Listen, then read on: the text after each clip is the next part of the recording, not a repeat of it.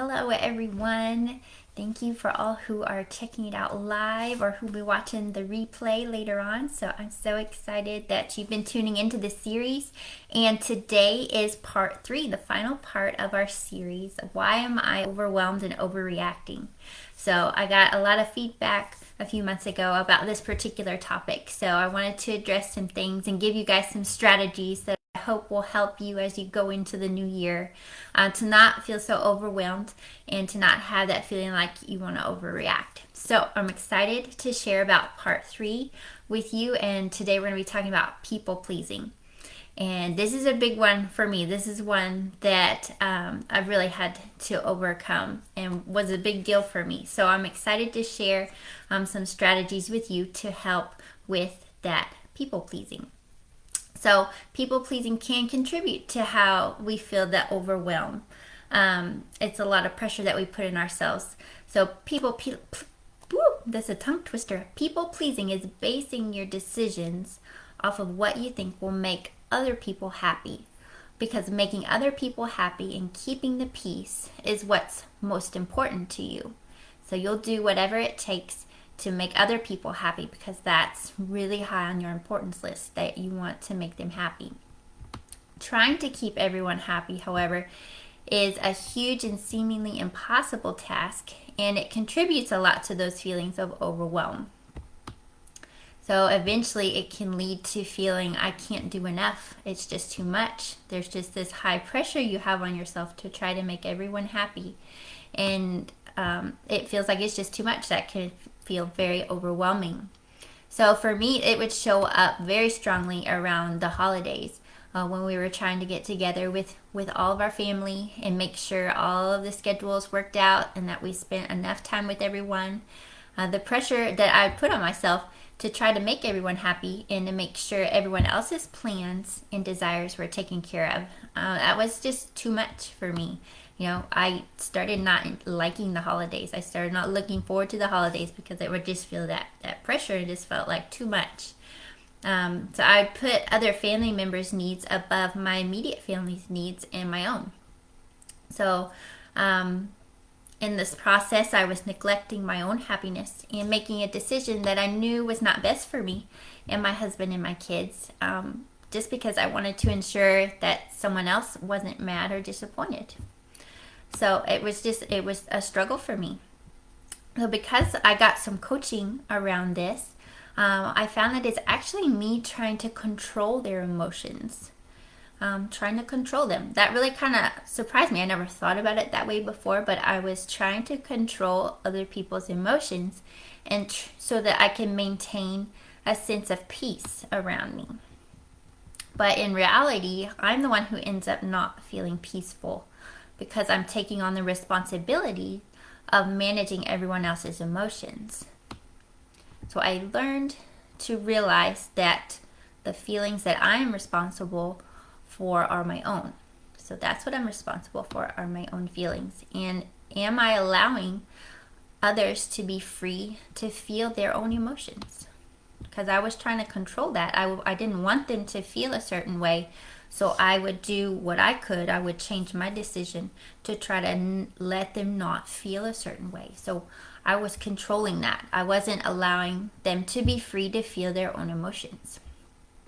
So a lot of times, this tendency to people please forms when we're kids.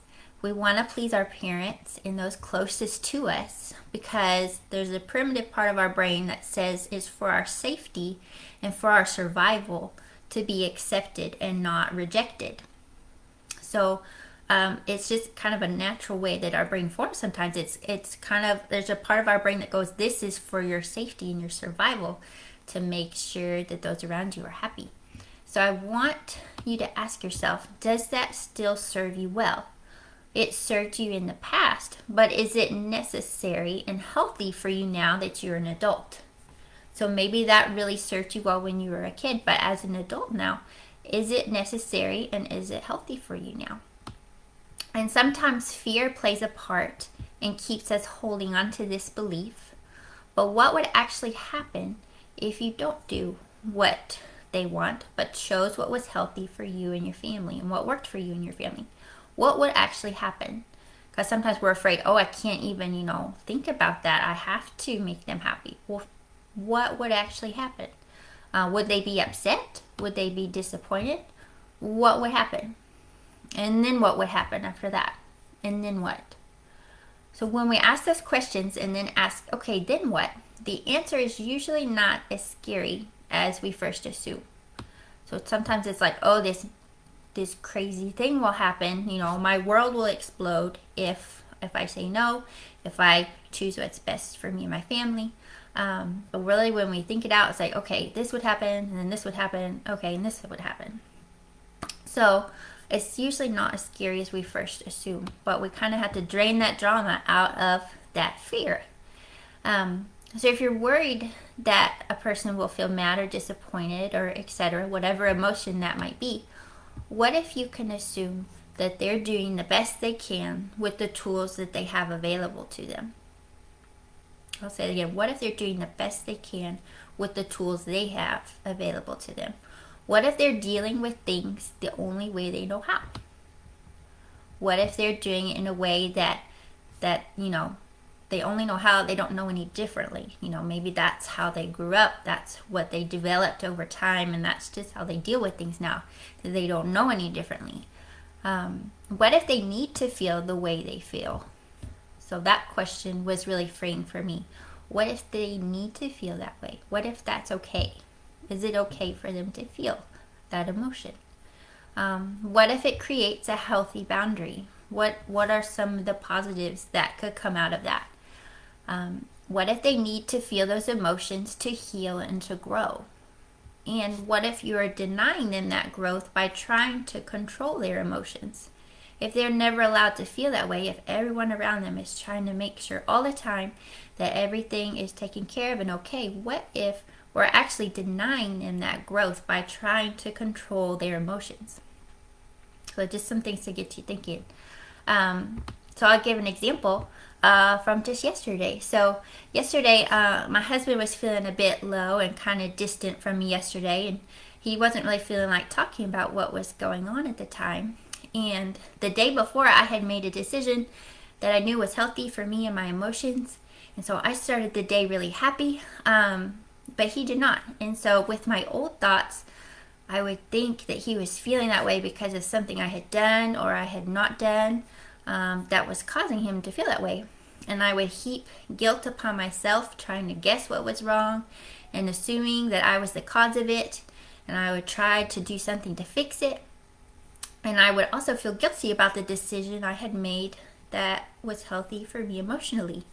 So, but now that I've had the chance to work on my thoughts, instead of trying to control it and fix it, I let him feel the way he needed to feel without taking on the guilt and burden on myself that those feelings were my responsibility. I was able to tell myself, okay, he's free to feel the way he needs to feel right now, and that's okay. I don't need to fix it. I can feel the way I feel, and he can feel the way he needs to feel, and that's okay. I don't have to fix it. So again, the only feelings that I need to take responsibility for are my own, and the only feelings that you need to take responsibility for are yours.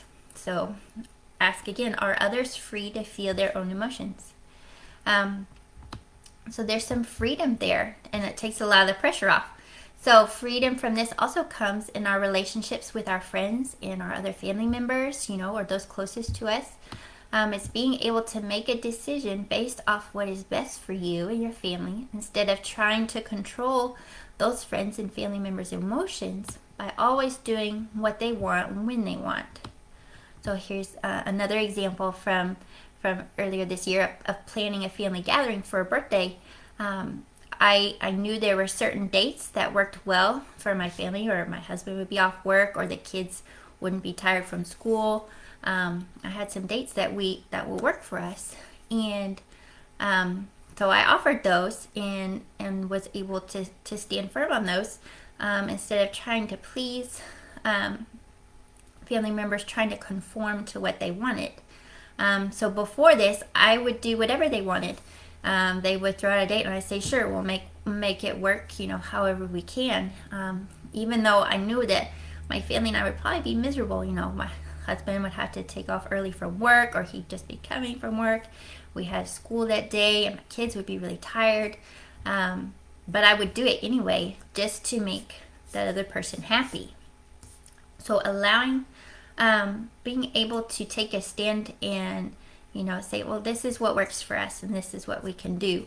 That just brought a lot of peace and freedom in me. And it's allowing the person to feel the way they needed to feel, and just not take that on myself. Like, I don't have to be responsible for that. So those are just some examples of how it can be applied in your life, just to those that you come in contact with, or who you want to try to please. Like, you don't have to do that. You can choose what's best for you and for your family, and you can honor them. And it's actually honoring them to let them feel their emotions. And you're not making those decisions out of unkindness or hate, or trying to make them feel bad. You're kind of taking the emotion out of it. It's like, this is what works for us, and it's okay for you to feel the way you feel, and I'm responsible for how I feel. And it's just, it takes away the responsibility, that pressure of you having to control it all. So it takes action, and it takes practice to put this into work in your life. And it's not easy, but it's freeing. It's so freeing. And so I still get pangs of the old tendencies, but the more I practice the new strategies, the easier it gets, and the old tendencies fade more and more. It's like you're making these new, I'll get all sciencey on you, you're making new neural pathways in your brain. You have the old ones that have been there a long time. It's like they're well traveled and smooth. But these new ones you're making, the more that you use them, the more you practice it, the more likely and easier it will get for you to react that way every time. So I wanted to share this with you. About 95% of the choices and decisions that you make are made by your subconscious. So you don't even really think about a lot of the decisions you make. It's just your subconscious automatically takes care of it.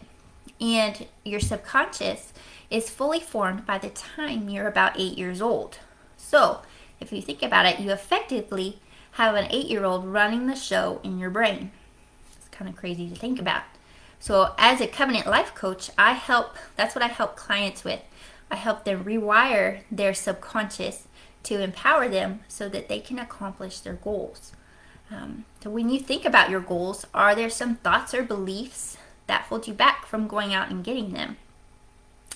So I just want you guys, you don't have to live that way. You can live in freedom and be empowered to go out and get your goals. So I can help you get there.